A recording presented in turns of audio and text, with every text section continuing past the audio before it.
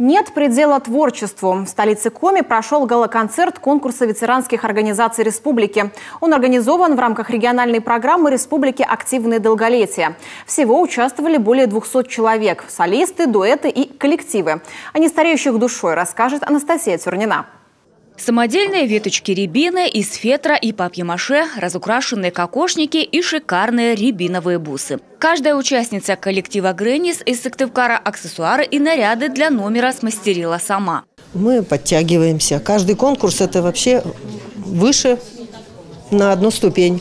Мы будем 2 номера представлять. Рябину – это хоровод. В разные жанры у нас будет хоровод и еще танец веселый, народный. Это у нас будет роза.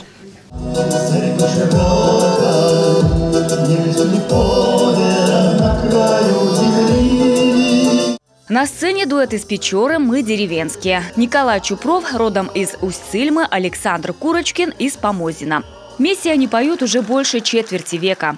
Я работаю с больными, поэтому, когда я прихожу к врачу, у нас тандем такой, где я испытываю только радость, счастье и благоденствие. Поэтому мы с удовольствием с ним везде и всюду ездим, выступаем.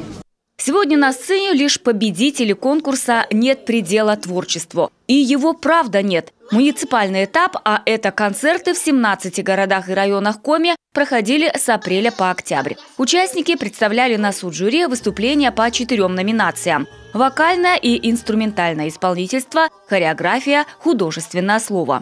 У нас есть уже 4-й год по республике шагает успешно проект, который называется «Активное долголетие».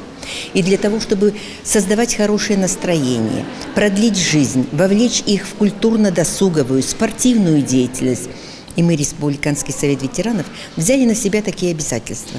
Проводить, пусть не ежегодно, в 2 года раз, вот такие мероприятия.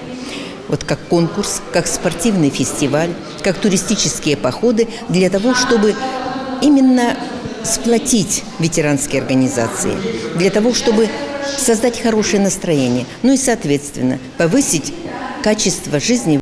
И это у организаторов получилось на ура. В зале и гримерных энергия, задор и нестареющая душа каждого артиста. В любом возрасте творчество – это, конечно же, запал для долголетия, для хорошего настроения, для здоровья.